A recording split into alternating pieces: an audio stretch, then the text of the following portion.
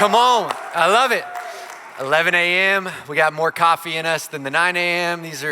I like this. Hey, about 8 years ago, I worked on a church staff. It was my first job out of college. And so I was the middle school intern. They called us a resident to make us feel a little better, but really we were interns. And so I'm this middle school guy on this really big church staff.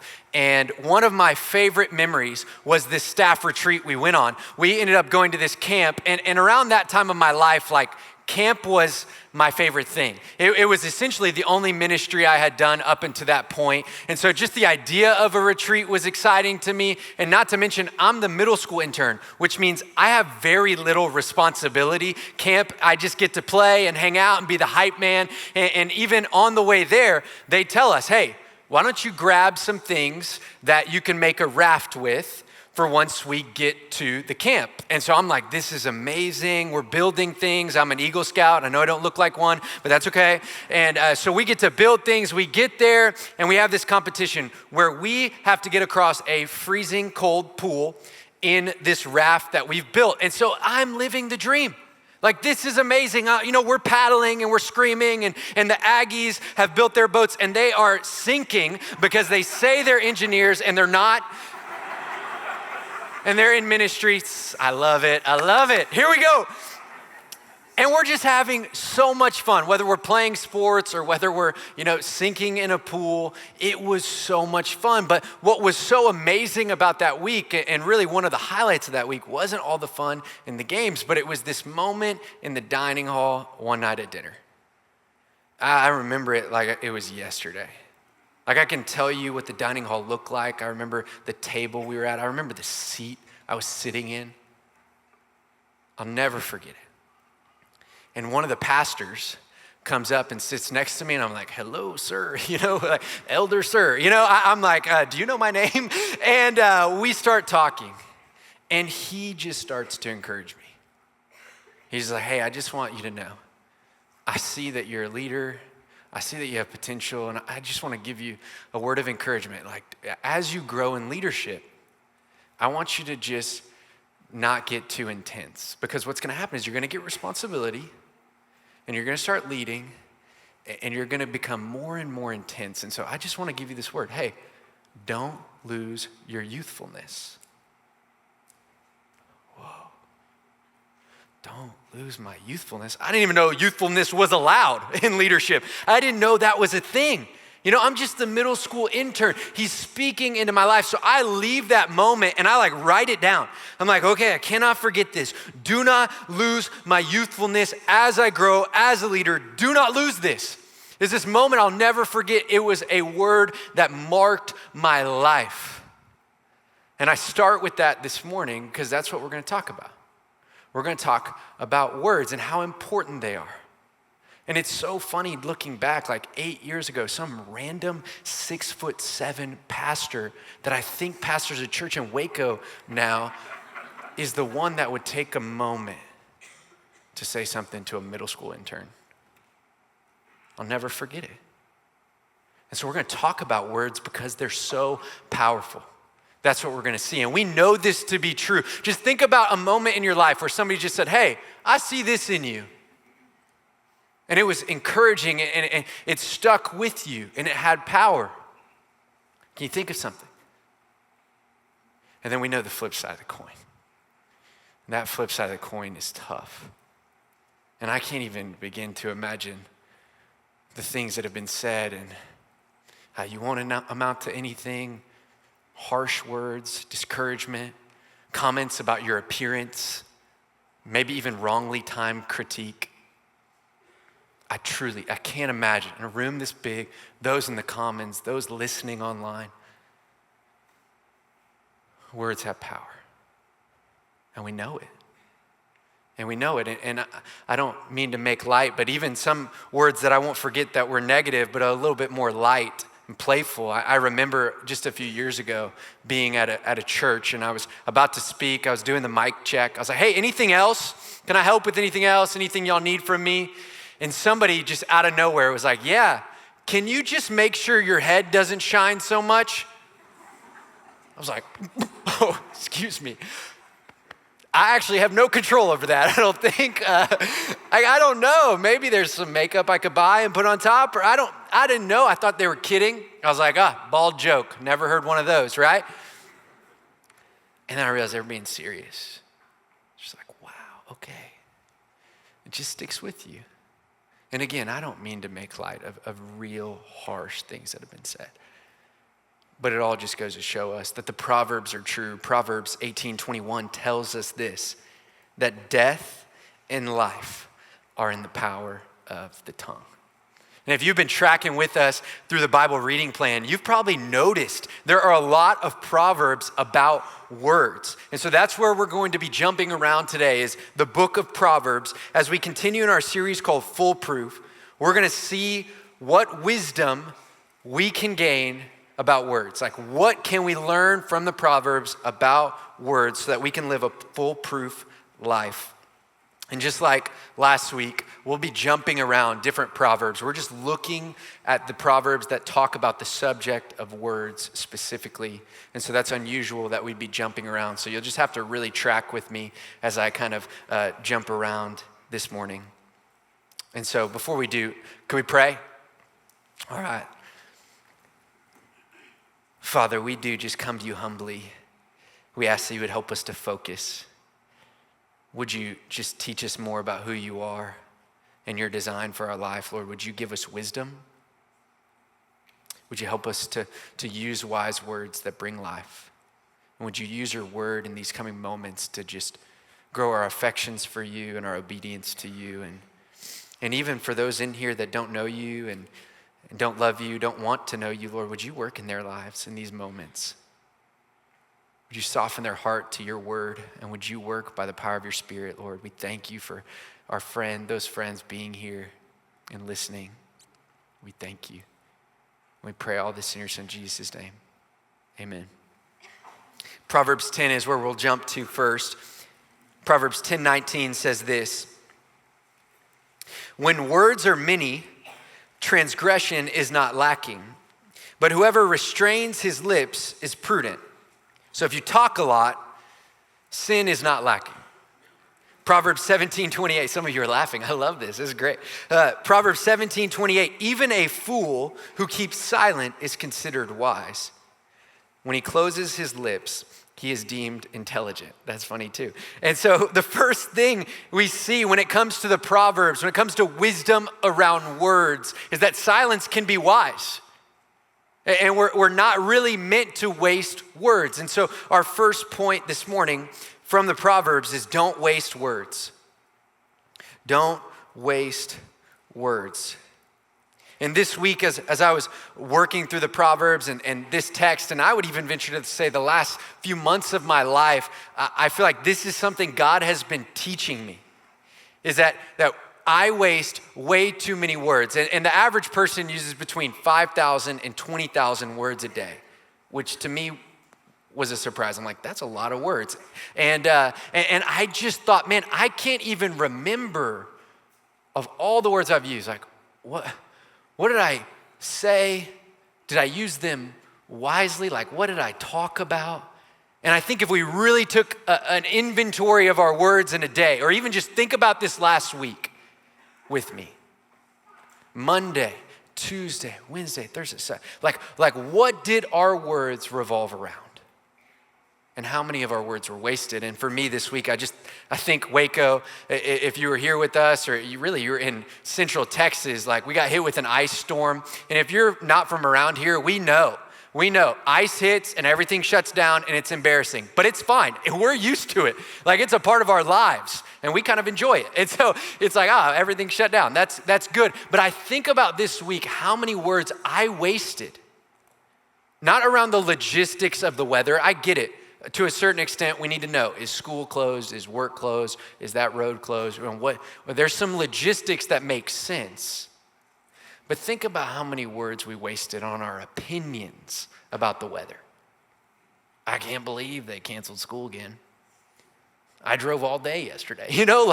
Like those are the things that I found myself saying. And I think that'd be true of all of us. is that so often we waste words, and it's not just about the weather. I even found myself wanting to talk about the Baylor football schedule this week and how I don't like it because we don't play OU and OSU and all these teams, and we have to play these new teams that I don't even like, that have been newly added to the Big 12. And some of you are like, what is he talking about? I know. It's wasted words. We waste words on so many different things. And James warns us in the scriptures, like, let every person be quick to listen, slow to speak, and slow to become angry. It's just not something that marks our lives, though. So many of us waste words. And I've really learned this in marriage more than anything. Like, in marriage, I have learned it is not always smart to say what you're thinking. Some of you need to write that down, especially the married people. You're like, it is not always smart to say what you're thinking. It isn't always helpful to share your opinions or your thoughts. So often we waste words, which is weird because if we start to speak less, when we do speak, people will lean in. Be like, wait, you haven't said anything yet. What were your thoughts on that? What do you have to say? And I think the best image for don't waste words that we can find comes from the scriptures. It's come from the book of James. It's talking about a horse being bridled with a bit and a bridle. And horses have so much strength. They're so powerful. They're like so fun to watch. You're like, wow, you're just this beautiful creature that God has created that has so much strength. And yet, that strength is under the control of a bit and a bridle, and it gives direction. Despite the strength of that horse, it's under the control of another. And I think the same thing is with our words and with our tongues. We should not waste them. We should have them under the control of a bit and a bridle, under the control of the Spirit of God, led by the Spirit, so that we wouldn't waste words. That's our first point this morning. Let's keep reading in the Proverbs. Starting in Proverbs 18, 7 and 8, it says this: a fool's mouth is his ruin, and his lips are a snare to his own soul. And the words of a whisperer are like delicious morsels. They go down into the inner parts of the body. Proverbs 12:18 says, there is one whose rash words are like sword thrusts. Proverbs 16:27 and 28 says, a worthless man plots evil, and his speech is like a scorching fire. Verse 28, a dishonest man spreads strife, and a whisperer separates, or a gossip separates close friends. You see, I want you to see that foolish words bring death and ruin to yourself. It brings death and ruin to others, sword thrust. And it brings death and ruin through gossip and separating everyone around us. Like foolish words bring death. Foolish words bring death. That's our second point this morning. And it's weird to me that all of us have moments that are like, man, I remember that negative thing that was said to me. And yet equally, we don't realize the power of our words. It's crazy that those two things are true of our lives. And so I want us to see that our words are so important and so powerful. And I also want you to look back to Proverbs 18, verse 8. It says, the words of a whisperer or a gossip are like delicious morsels. I want you to think back to a time where you've been gossiping. It goes like this. You go into a conversation, you're like, hey, did y'all hear about this? Did y'all hear about that thing? And it feels good. Or did you hear about that person? It feels good to have information that other people don't have. It's like a delicious morsel to go into a conversation and bring something to the table that other people can't talk about. Oh, I didn't know that. Or maybe it's information that makes somebody else look less than you and you look better than. So it tastes and feels good.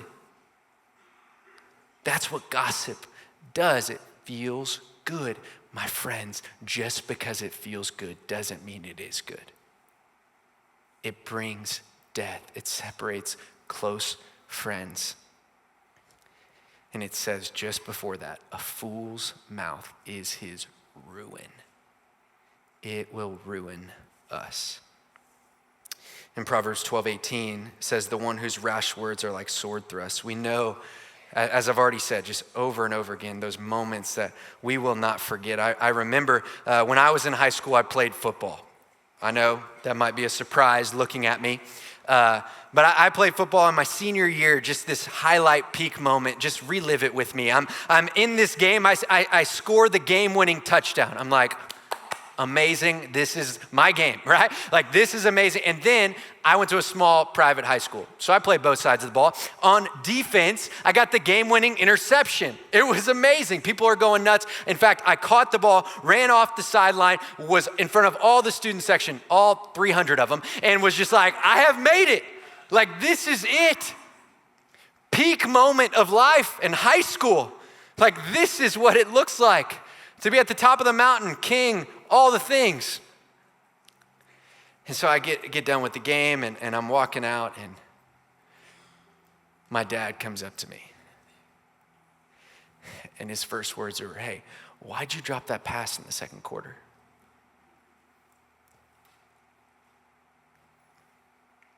I didn't respond. And why'd you get that penalty in the third quarter? I don't know, Dad. I don't know. And I love my dad, and there's grace for my dad, and truly God has worked in my dad and in our relationship in an amazing way over the last few years, but I will never forget that moment. Do you think words matter?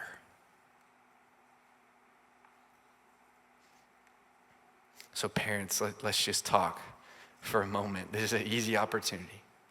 And just say, hey, it matters far more how you perform at their game, during the game, and after the game than it does how they perform during the game. I promise you, their performance will not matter in 15 years. Your words and your performance during and after a game are going to be what matters. I'm 30. I can still remember that game and those words. Words matter, and foolish words bring to death. And I really think Jesus warns us about this in Matthew 12. And he says this in Matthew 12:36, I tell you, on the day of judgment, people will give account for every careless word they speak. But then he closes it with, for by your words you will be justified, and by your words you will be condemned. And so I just want us to take a second and have a theological discussion. When he says, on the day of judgment, you will be judged for every careless word, I just want you to know, theologically, I don't fully understand what this means. Because what I do know is that I'm going to be judged one day, and the only good I have is in Jesus. That's the only thing I bring to the table. I've fallen so short of God's glory. The only way that at judgment day I should be let in is because of what Jesus Christ has done for me. His blood and his forgiveness and his resurrection from the dead. It is all Jesus on that judgment day. But there seems to be something here where Jesus is saying, I tell you, on the day of judgment, people will give account for every careless word they speak. I don't fully understand how both those things are true, but I think Jesus is trying to warn us. He's saying, be careful the careless words that you speak. Words are so important. They matter, and foolish words bring death. And it reminds me of a hammer. Like when I think about words, I think about a hammer. You see, words are like a hammer in the sense that they can build up. You know, this is me building. Can't you see? I'm building. What else can you build? I don't know. I don't know how building looks. I'm like Nate. We're not very good at this. We're not very handy. So a hammer can build up, but it takes time, right? To build something. And then a hammer can also be used for destruction very quickly, right? Like if I just went like, oh, snap. Does he not know the power of this hammer? Some of you are arguing with me because it's a mallet, I know. It's fine. It's fine. Like we know the power of the words. I love it. We know that words can destroy, and we know that words can build up. And I just think we need to understand this. And so often as well, we're careless with our words. Like this hammer, like we're just careless, and then we realize, we don't realize even when we're careless, it can bring destruction. Words are like a hammer. They can build something up where they can bring destruction. And even when we're careless, it can cause destruction. I'm gonna put my mallet down because this thing's dangerous. And so first we see, don't waste words. Second, we see, foolish words bring death. And let's see the last way that we can be wise with our words. There's more Proverbs than this. Let's just jump through a couple. Proverbs 13:14 says, the teaching of the wise is a fountain of life. Proverbs 12:18, the tongue of the wise brings healing. Proverbs 12:25, anxiety in a man's heart weighs him down, but a good word makes him glad. Proverbs 16:24, gracious words or kind words are like a honeycomb, sweetness to the soul and health to the body. You see, wise words, they bring life. They're a fountain of life. They bring healing. They bring gladness. They're sweet to the soul and health to the body. That's our third point. Wise words bring life. And so wisdom isn't just old people that have white hair or no hair and look like Yoda or Gandalf, right? Wise words are the things that bring life. It's gracious words that bring sweetness and health, kindness. It's thoughtful words, like things that have been thought through. You're following up with the person in front of you, and you're remembering, hey, this is something we talked about. How is that going? Pouring into people, using words like, I see this in you. I see this in you. Just like JP did to that random middle schooler, or excuse me, I wasn't a middle schooler, I was a middle school intern. Just like that, it brings life. Those things bring life. And so giving wise words is encouraging, it brings life. And I really think if we thought about this, we would realize we as Christians ought to be the most encouraging people in the entire world. Like the fact that people don't talk about us is like, man, those are the most amazing people to be around. Every time I'm with them, they just like, they ask me thoughtful questions. They care for me. They encourage me. They speak life into me. They pick me up when I'm down. They're clear with me. I don't wonder what they're thinking about me. I leave that work meeting and I'm like, I leave and they say, hey, you did a good job. Or they say, hey, I have some feedback. Here's some ways that you can grow in this, and I'm so proud of you. Keep up the good work. They are clear and encouraging and insightful and thoughtful. And yet I just don't know if that's the thing we're known for. We should be the most encouraging people in the world. And this is my challenge to you this week. It's like every day, once a day, just one time a day, encourage someone with your words. That's my challenge. Give life to someone with your words. And just for clarity, men, it doesn't count to be like, you look like trash. Like that's not encouragement. Like we think like giving somebody a hard time is encouragement. Men are confused in that way, and I'm one of them. That's not encouragement. Just for clarity, encourage someone and see how it brings life. See how it brings life. I remember being at my wedding. Specifically, I was at my rehearsal dinner, but really like every wedding weekend is the most encouraging thing. And I, as the groom, was like, I didn't even know that people liked me this way. Like y'all are saying things about me I didn't know you thought about me. You are giving me encouragement and giving me life and pouring into me. It's an amazing weekend. I was so grateful for it. And I think that's the way it is for like a lot of birthdays or maybe retirements or maybe weddings. And then I would even say funerals. Like it seems like those are the places where people encourage. And really like that is something we are meant to do every single day. Use wise words that bring life. And the last way that we can use our words and bring life is by sharing the gospel. It's by sharing the gospel. The greatest words you can use are the good news of what Jesus has done through his life, his death, and his resurrection. Romans 10:14 says, how are they to believe in whom they have never heard? Our neighbors in the nations will not know Jesus unless we tell them about Jesus.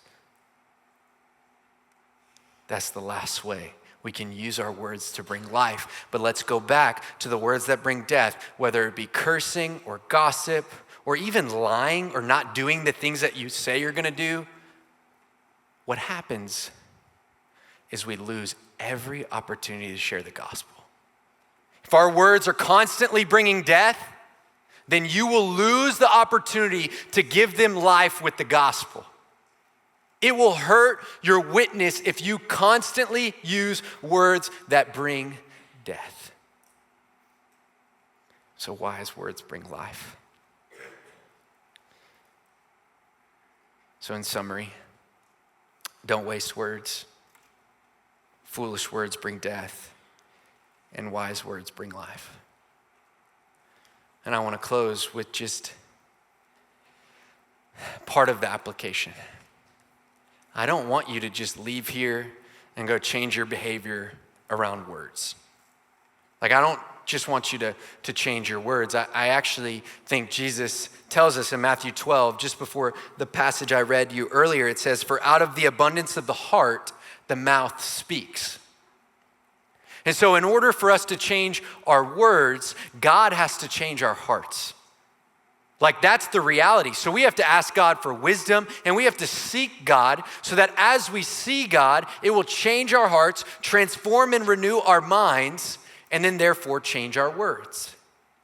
And I think about one of my favorite passages in all of the Bible is a little bit of this picture. It comes from Isaiah 6. If you want to read it later, I think it's an amazing passage to just read and underline and understand. But I'll give you a way too short summary of it. What Isaiah sees is he sees the Lord on his throne. And Isaiah's response is, woe is me, for I am a man of unclean lips. When Isaiah sees Jesus, he realizes that his words and his lips and his heart is sinful. And so he repents. And then God forgives Isaiah. And what happens is Isaiah then says, hey, send me, I'll go. Send me, I'll go. I have fallen short of your glory with my words. But now that I've been forgiven and now that I see how holy you are, God, how perfect you are, how majestic you are, how much greater you are than me. In light of that, and in light of your forgiveness, send me, I'll go. I'll tell others about you. I'll bring life to others with my words. I'll serve you in whatever way, because you are that amazing. You're that beautiful. You're that pure. And that's what God does in us as we see more of who he is. We're convicted. And we can't live up to that. And then he forgives us and it changes us and we change the way that we live. It changes our hearts and it changes our words so that we could bring life and so that we could have opportunities to tell people the good news of what he's done for us. Let me pray that we would be a people of wise words. God, we do just ask that you would do this work in our hearts and in our lives. Transform and renew our hearts and our minds. so that our words can reflect you, so that our words can bring life.